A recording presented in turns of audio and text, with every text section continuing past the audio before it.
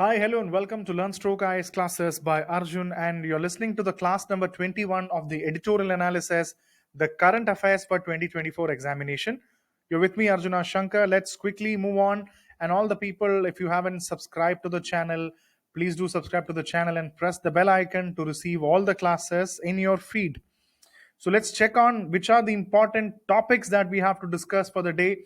And number one is RBI and the growth forecast, very important from the perspective of GS paper 3 economy. We need to know what are the important forecasts that RBI is putting forward. And the voice of Gaza, again, GS paper 2 international relationship. It was actually written by the former vice president of India. And even let's quickly move on to the Manipur issue and the concept of samvad, the concept of dialogue. So it's an important take on why we should have a different approach for solving problems like in India, especially in the cases of Manipur, and how are we going to do that. So this is very important from the perspective of GS paper 2, the crisis, the constitutional aspects regarding that, and even GS paper 4, ethics, integrity, aptitude. What are the important ethical concepts that we have to remember? And moving on to the next is the next article talks about India and the Olympics. What is India's preparedness in the 2036? How is India going to do? Is India going to host the Olympic Games, and what is going to be the future? Let's quickly move on to all the important articles right away. Quickly moving on to GS paper 3 economy, it talks about Reserve Bank of India's GDP forecast. So India, it is actually going to give out some of the what is going to be the GDP forecast of India, and also some of the international challenges. So what are the international challenges which is going to impact? So this is Indian economy, and on the other side you have the world economy. The world economy, and these are some of the happenings, whatever these are the happenings, these will definitely impact. Like take an example of Israel Palestine war. Whatever be the happenings, events, this will impact the Indian economy as well as the, so there is one this will impact the Indian economy, and this will impact the world economy. So this relationship, whatever is event or happenings are actually taking place, this is going to have an economical impact both on the world economy as well as on the Indian economy. So let's find out how is this picture happening. So this is a story in short. Okay, so here we go. Apply the IAS filter and go to the important points right away. So RBI has again maintained its GDP forecast. That means we believe that there is going to be a 6.5% growth this year. The GDP is going to grow at this, despite various risks, including geopolitical. What are the risks? So 6.5 is going to be that, and there are going to be a lot of risk. In top of that, we have geopolitical tension and economic uncertainty. So geopolitical tension, you automatically know what is the geopolitical tension. There are a lot of influence and some of the economic uncertainty. So in this session, let's also understand what are the economic uncertainty. What is that? Let's quickly know. And we were really hoping that the domestic demand that was coming from India would actually was trying to balance. See, what about these risks? You have geopolitical issues, the geopolitical tension, and the economic uncertainty. So this was actually affecting India. But on one side, we were hoping that the domestic demand would actually take care of all these problems and still give us a better growth. That would have given us a better growth. But these challenges are going to be big time, and that is going to have a big impact on the economy. And what are some of the new uncertainties? Again, Israel-Hamas conflict are some of the important. Again, these are the geopolitical tension and economic uncertainty. One is Israel-Hamas war. Previously, there was Ukraine-Russia war was affecting the economies. As you have seen the picture, as I've drawn the picture again, this is India and this is the world economy. So these are the events. So whatever events or happenings that happens, it is influencing Indian economy as well as the world economy. So one is Israel-Hamas, and you can even see it has also affected the global food, global fuel and fertilizer supplies. So all these are important components of economics. So automatically there is a problem. And India's dependence on imports of these goods could impact its economy. India is dependent on food, fuel, fertilizer. So when there is an uncertainty, new uncertainties coming, it will definitely have an impact on the economy. So before moving on to the bond, let me clearly also tell you, rising US bond yields are another important problem. The RBI governor pointed out concerns about rising US bond yields, which reached 16-year high of 5%. So what is this? So let's quickly understand this concept called bond. What is a bond and what is a bond yield? See, these questions can actually be asked, and not directly, they can be actually coming in the optionals. Optionals in the sense, you get a question for the prelims, one of the options can be relating to the bond yield. So what are we understanding? Let's quickly understand. A bond is a financial instrument or a security that represents a loan made by an investor to a borrower. To a borrower, typically a government or corporation.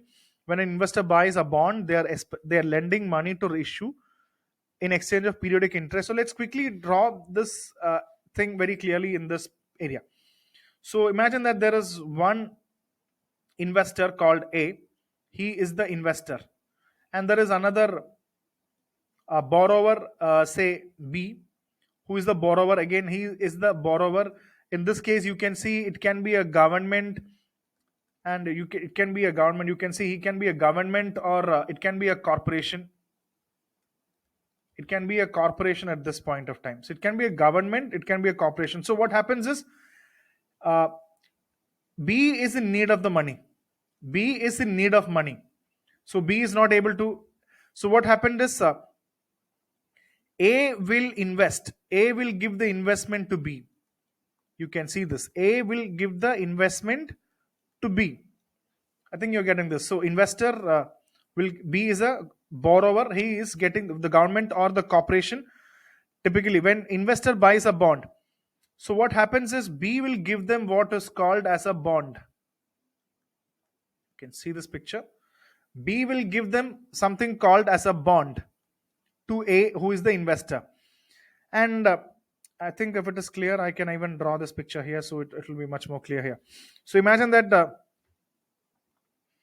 this is A, the investor here, and this is B, very quickly the borrower, and in this case it can be a government or a corporation.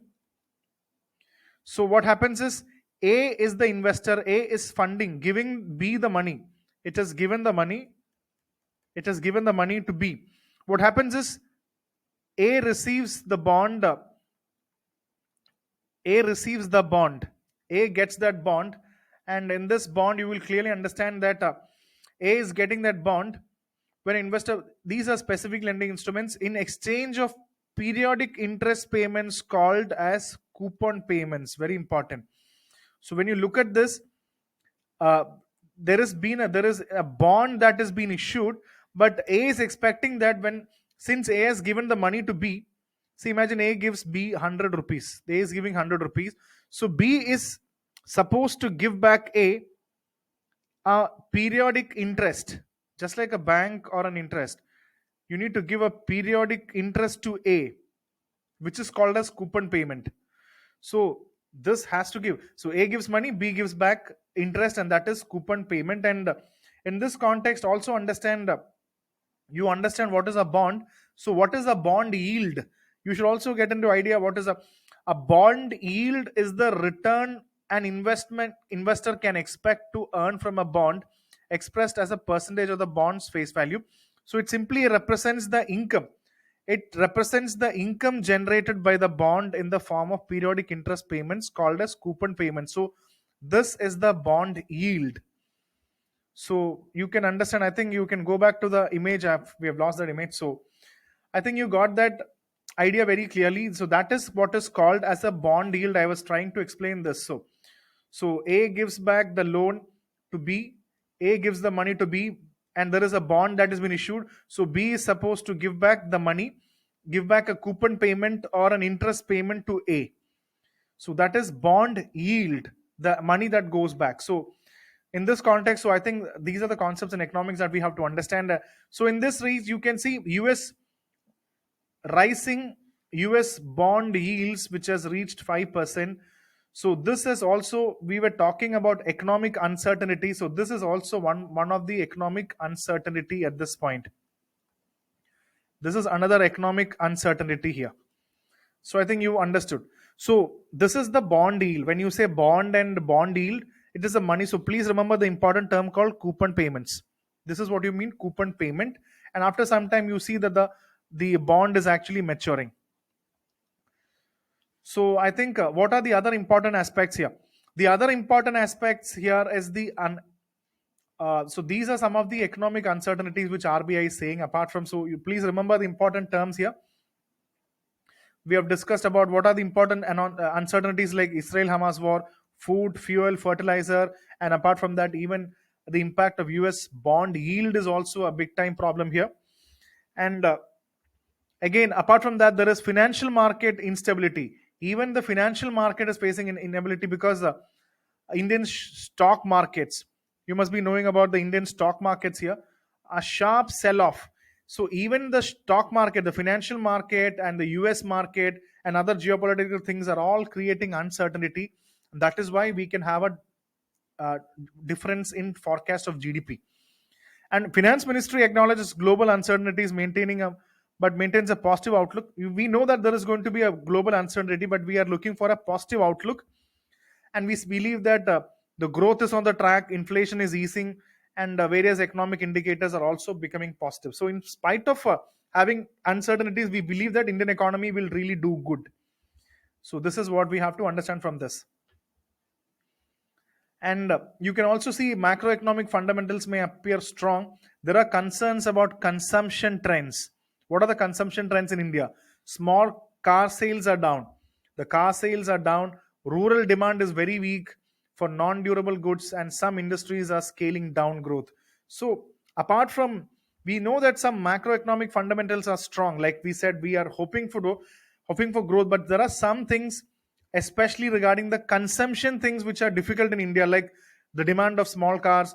Rural demand is low for some commodities, and industries are also coming down. So this can also impact the economy. This can even have an impact on the economy, something that we can expect. So there is more work to be done to correct the uneven economic recovery, as there's going to be an uneven economic recovery. So more steps need to be taken by the RBI also. So these are some of the important things. And next important article is regarding the Gaza occupation, the voice of Gaza. It's actually the former Vice President of India, Hamid Ansari. The article was written by Hamid Ansari. And again, it talks about various aspects of Gaza and new perspectives on Israel-Gaza. New perspectives. So let's take out the new perspectives. No, apply the IAS filter. And get the answers clearly. So the article clearly talks about Hamas leader Mousa Abu Marzouk. It talks about Mousa Abu Marzouk. He mentioned that the efforts, the Hamas people, the Palestinian people are taking an effort to reconcile, participate in elections, and negotiate for peace. But the Hamas leader believed that in spite of participating in elections, reconciliation, working for peace, we have not got the results. And they believe that it is the first time that the people of Palestine are coming together after a long time, fighting for the historical land. This is what so these are all the important perspectives of the person who wrote the editorial. You may have your own opinions and perspectives. Let's stick on to that with solid reasons and convictions that you have. And Israel responds to Hamas. Israel has responded to Hamas attack by ordering the evacuation of northern half of Gaza.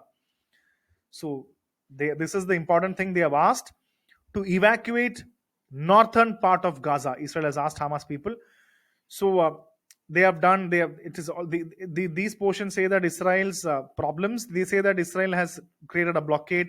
They have cut off the food, water, and electricity supplies to the region, and almost placed 300,000, 3 lakh people on the Gaza border. So Israel is trying to take the northern flank. They are looking forward for the northern portion of Gaza.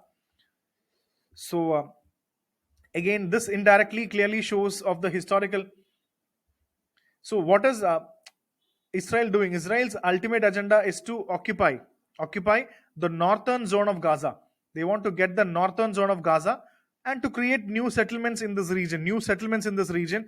And don't you think a historical parallel? Can you see a historical parallel? Even in 1948, when Israel state was created, they actually expanded the huge areas. They expanded huge areas, and that expansion led to the displacement of hundreds and thousands of Palestinian people in that time. So again, the articles say that that is the historical suffering of Palestinian people. So this is what the articles say. This new occupation of Israel in the northern Gaza region is just like 1948 when they actually created Israel and made hundreds of people displaced. And even the editorial clearly say that Israeli leadership is very much similar to the Nazi rulership. You must have already seen knowing about the Nazis and the Second World War and the Holocaust and how they eliminated the Jews. So Israeli leadership is even equated as Nazi leadership of how they want to eliminate Palestinian people. So this is one view, totally the view of the editor. And it also clearly say that the UN resolutions have failed. What has the international community, especially the United Nations, done on this? It say the inaction and the lack of implementation of Nations Security Council resolutions. What is the UN doing? It has failed to uphold the culprits accountable. So the UN resolutions need to be more implemented. They are not implemented properly. And even Abraham Accords. This is something very important for even the prelims. Now they're talking about Abraham Accords and conflict resolution. So what is Abraham Accords? So the Abraham Accords are a series of agreement signed in 2020 between Israel and several Arab countries. So always understand it is Israel versus Arab countries. So this is actually signed between them. It's a diplomatic shift in the Middle East by normalizing relationship between Israel and Arab. They are trying to normalize the situation. So it's very simple to understand Israel and Arab countries. So since Palestine is also a Muslim dominated area, definitely they are related to the Arab people. So Israel and Arabs have signed a new diplomatic agreements, which is actually having a balance between Arab countries and Israel country, and they are normalizing the relationship. See, whenever Israel is attacking Palestine, the Arab countries are almost getting seriously affected because a Muslim population is being trying to be attacked here. So they want to normalize the relationship. That is why Israel Arab normalization is done, and that is the Abraham Accords. The Abrahamic religions, it's the Abrahamic Accords, and it's an attempt to resolve regional conflicts with skepticism about their ability to. So, but what happens is they have Israel and Arab countries have signed the Abrahamic Accords, but the problem is they are not addressing the Israel-Palestinian conflict in detail. They are not addressing the root cause. They have other intentions, but what about the causes of this? That has to be discussed here. And again, potential. So it really believes that if Israel is actually taking an action that will operation in Gaza, to have an operation in Gaza, that could have serious repercussions like it will undermine the Abrahamic Accords. That will undermine the Abraham Accords. If Israel is attacking Gaza, it will undermine Abraham Accords, whereas they will destabilize Egypt and Jordan and even Saudi Arabia.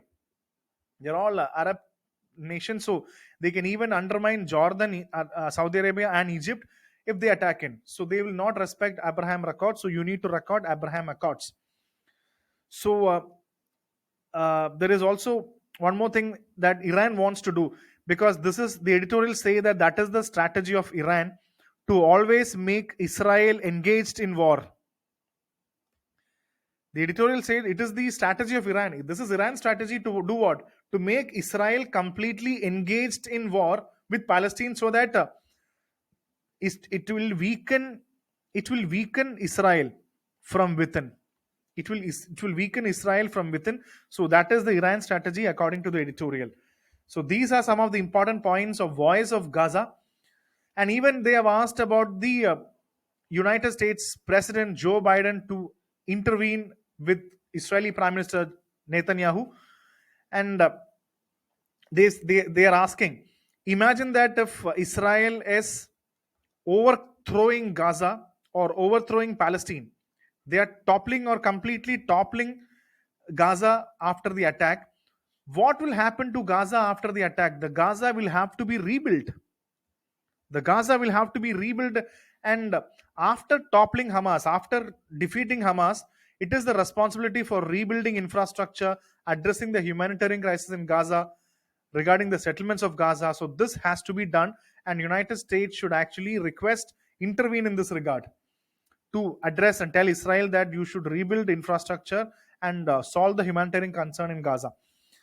And definitely calls for international investigation. So definitely international community should actually take a look at the situation, and it's international humanitarian law that is being compromised when attacks of this sort happens.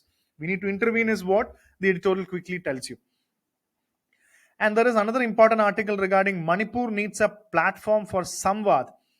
This is a very tricky article. If you read it, you may not understand. Many of you might not understand, but I'll tell the summary of the article in very, very simple terms. I will tell you the story very simply. The article, you know that there is a, imagine that there is a crisis. Imagine that there is a crisis. This is the crisis, and I'm just giving you the story of this. And let's take the ideas very clearly. There is a crisis, and there are two parties to it. One is A, and another is B. So A and B are the two parties. So A's opponent is B. A's opponent is B.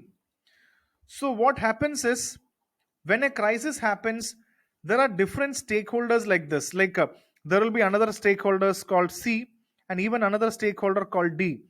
So there will be different people who will actually be involved in this whenever there is a crisis.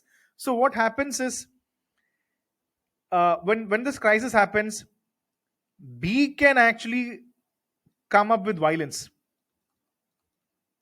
It is your crisis, so B believes that you need to create violence, and D believes that you need to create peace. You need to create peace, but C believes that you need to create violence. So when you look at these problems, look at this problem from here.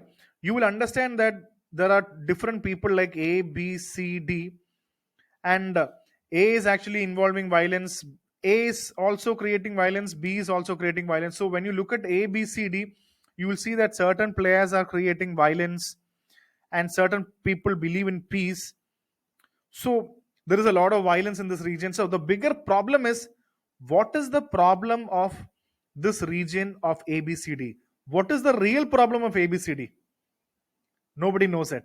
So this article is actually trying to equate this with the Manipur issue, or even with the Israel-Palestine issue, or many problems. We always look at the war like A has done this, B has done this, C has done this, or D is doing this with B. We always look at the problems, we always look at the violence, we always look at the conflict. But what happens is, we do not look at the larger problem. So the article clearly say that we need a platform. It is Indian intellectual history. It is India's tradition to have a samvad. What do you mean by a samvad? It is a larger idea of samvad, means a discussion, a platform for discussion. It's a discussion that we need to do. It's an open platform or a discussion that we should do. This is the history of India. If you know that A and B are opponents, it's important that A and B should actually talk to each other. We should give each and every person, A, B, C, D, to speak out their problem, find out the root cause. So that is the issue, root cause of the issue, and find out what has happened. That is called as samvad. Rather than simply saying that there is violence, B is creating violence, D is creating peace. Where is the problem? The problem is not at all solved. So we need to give a platform for discussion, bringing in all the people A, B, C, D. Imagine that we should bring in A, B, C, D. Let them talk about all their problems and understand the problems and try giving solutions for that. That should be the historical. That is the tradition of India. This is the tradition of samvad. So this article completely talks about this. This is equating it with the issue of Manipur, by simply telling that there is a complete violence in Manipur since the last 5 months, saying that there is metis have done this, cookies have done this. So what problem is, Nobody has actually found out why and what are the reasons and why this is actually happening, and there is no solution at all. So please understand this editorial from this perspective. I think you got this point, and apply the IS filter. I think it's better to get this points clearly. So in Indian dialogue, perspective of opponent needs to be taken seriously, because that is the tradition of India, or Purva Paksha. You need to understand the opponent clearly clearly, and rather than having a one-sided belief of knowing the truth.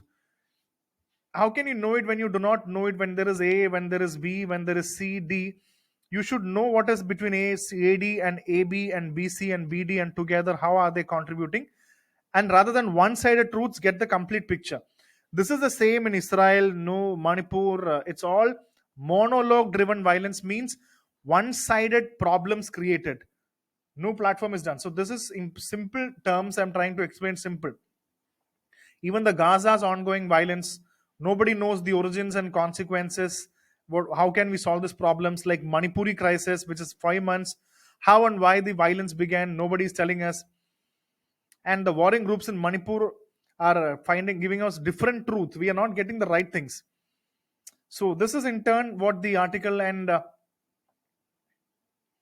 again, yes, so you can actually ignore these areas, but simply if you can read this, that's fine. Simply understand India's tradition of intellectual dialogue somewhat promote openness to understand different perspective and can actually find out peaceful solutions. So this is and Manipur needs a platform for samvad. I think you got this idea. This is the in short explanation of this editorial. So explain India's unique approach to intellectual discourse and dialogue, emphasizing the concept of samvad in conflict resolution. It's a very good question. Even this question can be an essay question. So a lot can be written on this. So please try finding out the answer to this. Again, moving on quickly to the last editorial. Is India ready to host the Olympic Games? GS paper 2, international relations. What is going to be India's soft power? What is going to be India's soft power is going to be the next important article. Is India prepared for the Olympics? Let's quickly understand the points. Let's apply the IS filter and quickly move on. So hosting the Olympic thing, it's going to be a prestige endeavor. No doubt at all. It's going to be a real prestige for India. But what are the non-negotiables for a successful Olympics? What do you mean by non-negotiables? So non-negotiables are principles, rules, or conditions that are considered firm, unalterable, meaning they cannot be negotiated or compromised at all. So we need as non-negotiables. That means if you need to have an Olympic, there are some things. If India wants, imagine that this is the Olympics that we need to create. There needs to be strong points like this, which will actually, these are all the important bodies and important things that will make all of this should works like this. All of this should work like this. This is the Olympics. The picture that I marked is the Olympics. So these are all the important rules and regulations which should be non-negotiable, means they should be as firm as they are. It should be as firm. Does India has this? Like, what are these points? Let's understand what are these points. A strong National Olympic Committee. Do we have that? If a weak National Olympic Committee will not work, if there is National Strong Olympic Committee, that should be strong. Non-alterable, that should take firm decisions. Legacy planning, number 2. People's participation, infrastructure development, social structure. So all these are the points that I'm just trying to tell you.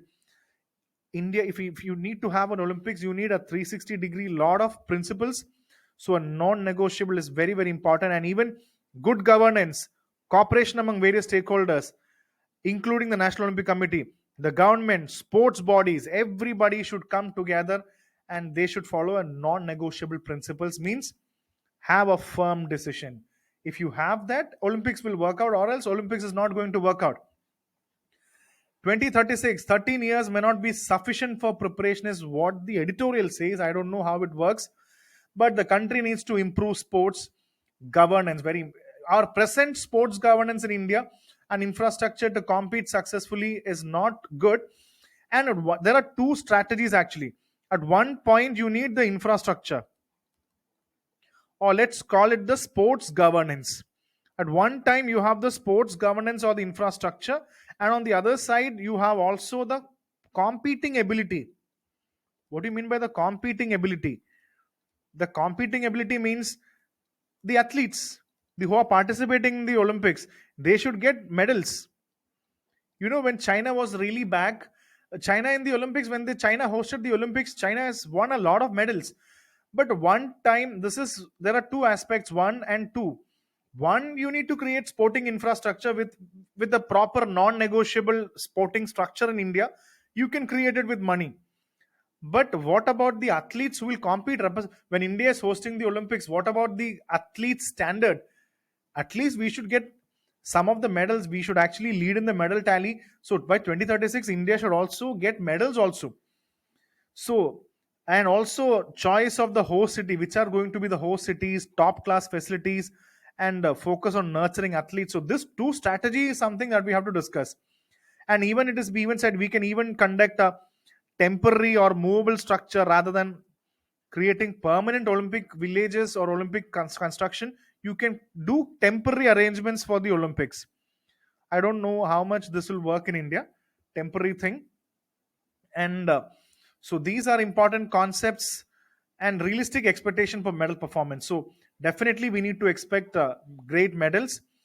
The focus should be on technical excellence rather than being simply in the top 15 medal ranking. So my concern is definitely this, as I told you, we should have a great sports infrastructure. It should be a great event, and at the same time India should also win medals. Or else what is the point of hosting this Olympics when India will not win any medals? We'll host a great Olympic venue. That will not work out. So these are the important points of this editorial, and let's discuss two important questions. Discuss India's readiness for 2036 Olympics and the need for realistic expectations.